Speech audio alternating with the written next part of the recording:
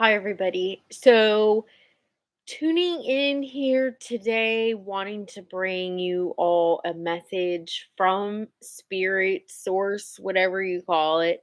It's interesting because actually, earlier, as I was thinking about it, what I was realizing was that I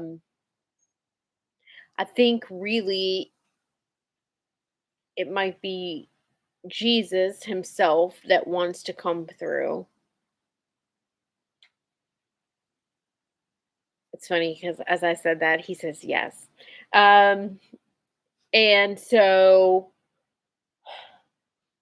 what he really wants to talk about a lot is kind of the misconception of so much of his teachings and so much of what has been shared with us, what we've been taught around who it is that he was and what he was trying to tell us, teach us to bring forward. And so, one of the things that he says to me now is that to start by saying to you all that he only came here to demonstrate to us in all of the incredible acts, all of the healing, all of the miracles that he performed was only so that we could witness and perceive and understand in our human form that we too were capable of this. That's why he came into life as a human, why he had a human experience, was so that he could be the demonstration that we also have the ability to connect to Father, connect to divine source, connect to our true wholeness and holiness by all means. All the things that he did, all the ways that he stood up and represented a higher level of, he says, government, um, was just to be a demonstration for us. So he was saying to me at the same time, government, as he uses the word, is about the forces, the laws, the principles that govern our existence, which is not to be confused or construed by what so many countries, nations, particularly here in the United States, we have bastardized into being government, which is politics. And so he says when he uses the word government, it's in truth of what is governing our life, your mere existence and human experience, those aspects, the energy, the sort of principles. I would say, I say principle, it is principles. Some people might refer to them as laws, laws of the universe. It is the facts on which this human experience operates. And so that's where he chooses to use the word government. He's also saying and reminding that even in what was written as the Bible, oftentimes that word government again has been in translation misconstrued into being the governing parties, or the governing cultures or politics of the time. But in reality, the original root of that was that which governs our human experience, not people of a certain land or country. So he wants to share that. He's very keen on making that distinction today for whatever reason. And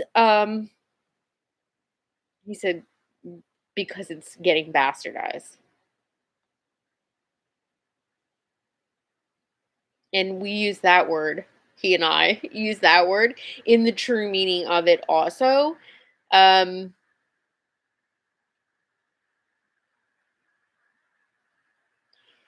He says more than anything, he wants us to remember that there is no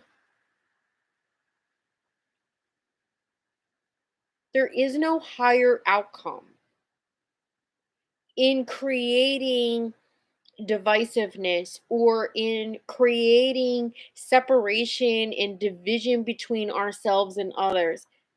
There is no higher outcome. There is no grander vision. There is no um you know, not utopia, because I don't think that even people who think that they are being called to come forward to rise to create a better existence, a better country, a better um time in the universe's history, all the people, whether you're on one side or the other, that think that they are being called to rise up, you are.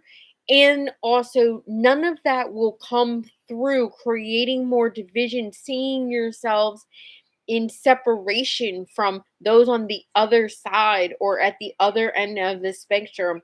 Nothing comes from holding judgment or criticism of the other people. The way that we actually rise and create a higher version, a greater evolution in our cultures, in our humanity, in our existence, in our countries, whatever um, collection or gathering of people and morals you want to attach yourself to, he says, are only can only be risen to a higher place, a more evolved place, by us recognizing that we are no different than those other people. You're not. Just because you have one version of this that is different from their version doesn't make you different. Holding on to this sense that you are better than or are different than the other is all that is being perpetuated to keep us stuck, to keep us at this current conscious level. It's interesting. It's interesting to me as the person channeling right now, that this is the message, because if most of you watch these messages, you know that usually I talk a lot about how we're having an individual experience and how we can make that better for ourselves. And so it's interesting to me that A, Jesus is wanting to be the one that comes through today, and B, also that he wants to kind of talk about these world politics that so many of us find themselves in. It should also be noted that I am not particularly engrossed in any of that. I don't follow it to a depth of that some people probably think that I should, or that others think that I should. I mean, obviously, I don't care about that. I just choose not to get engaged in the muck and the mire of it all. And I choose to trust and know that all information that I receive from a higher plane is the governing authority. That is where the truth lies. It is not here in any kind of bullshit that we have attached. Um, I don't care who you are, who you think you are, who the speakers are that are right. The higher authority is not of this plane. So, and since I have honed and tuned into that, this is where, and this is also, he's saying to me, this is where he would try and encourage and try and cultivate the idea that all of us can do this, whether you're disheartened by what's happening in the world, whether you're in fight mode of what's happening in the world, whether you're abreast of it, whether you're keeping yourself tuned in with what you call news and information, or you're just kind of trying to hide from it and stay out of it. None of us are not able to be affected by this. And also, we get to choose how we are affected and how much we are affected, he says. And that the reality of the situation is um, that we are able to go into a space internally within ourselves and connect to the higher being, the higher realms, that which is truly in control, and start to shift the way that we are perceiving and experiencing, the way that we are seeing what this world is doing, what it's offering, what it has to offer, who it can become. So he wants us to know that the best and most powerful thing you can do for yourself during these times, and also for the collective, is to move into a space where you are spending more time trying to strengthen and establish that connection to source, universe, God, whatever you want to call it, even him, he says. You can connect to me. He's also saying about the angels, which again, if you follow me and you pay, you know, watch my videos, listen to my podcast, whatever, you'll know that I'm not. We all kind of have our specialities. I'm not necessarily one that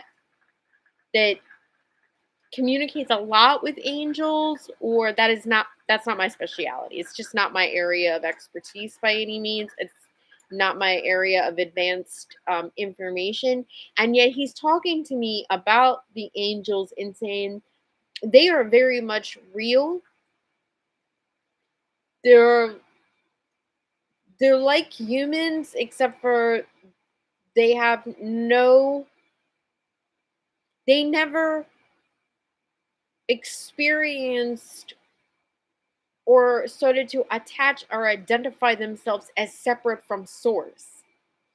And so it makes them a great translator and makes them a great partner for many here in this physical realm, in the human experience, because they're so relatable to us. And so he's saying for those that feel like, whether you identify as part of that as a wounding, or um you're saying I didn't grow up in the church. Of course, we don't need, listen, even Jesus went into the temple and flipped the tables, right? He was not about the established organized religions or church. So um he said we are the body, and that means each of us individually carries this divine wisdom, energy, and essence that is meant to be spread and meant to be an active everyday testimony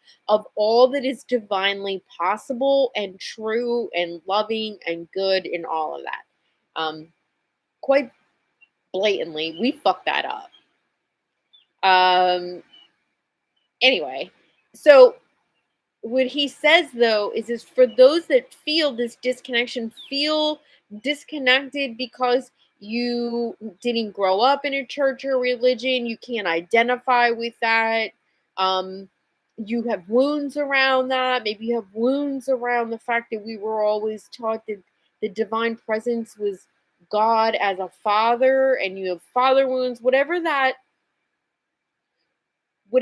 disconnection is for you, he's saying to turn to the idea of connecting to angels, of allowing yourself. He said, it's so funny how the energy internally in me shifted when he said that.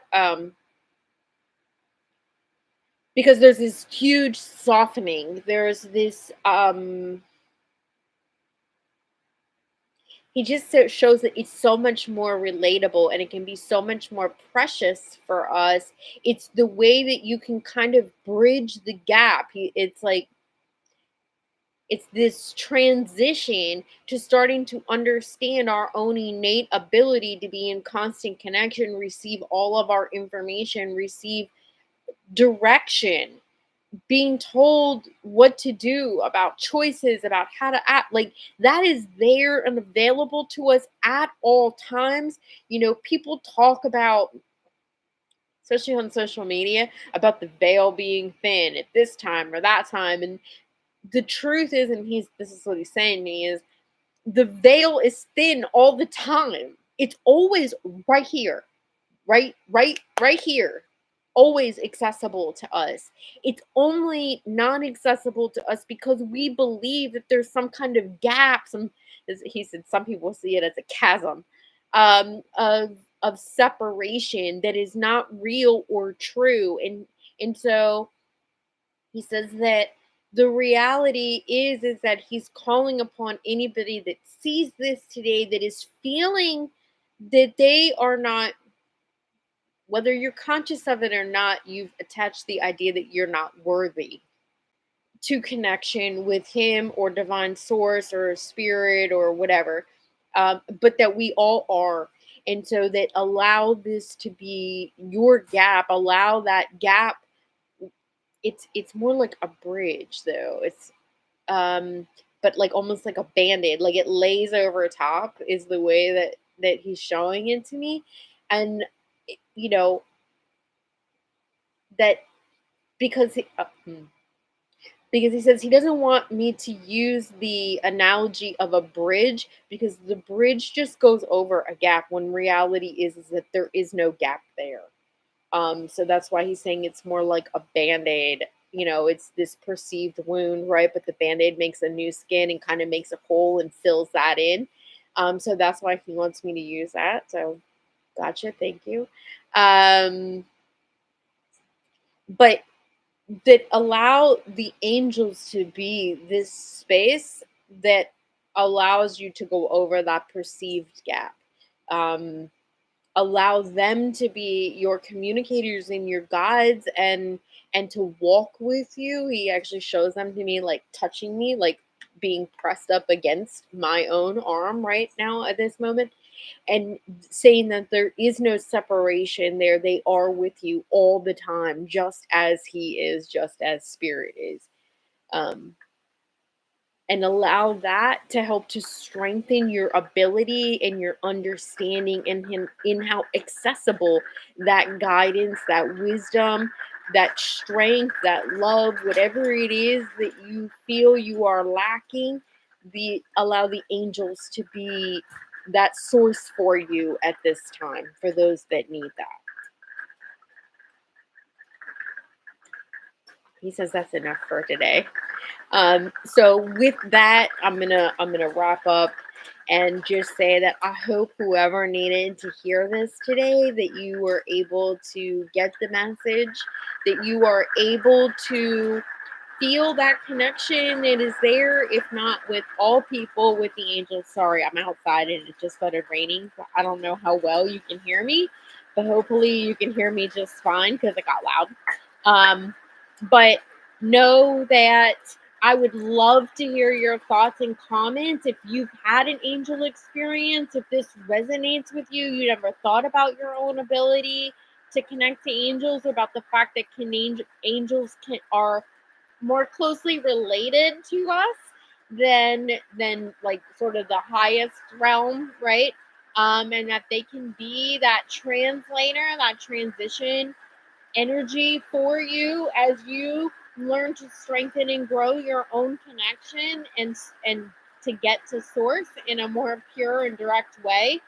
It's not necessary, you can go straight to source, but if you know and are aware about your own hesitation or restrictions, limitedness in your belief around that, then the angels are your answer. So, like you said, feel free to share this. I'd love if you like it. Subscribe so you can keep getting notification whenever I channel more messages or provide any kind of insider wisdom that spirit prompts me to. And also, I'd love to hear in the comments below about what it is. If you've personally had any angel experience, if that appeals to you, or maybe if you're like, yes, that's exactly how I do. So just let me hear that feedback about you and angels. All right, everyone. Have a great week.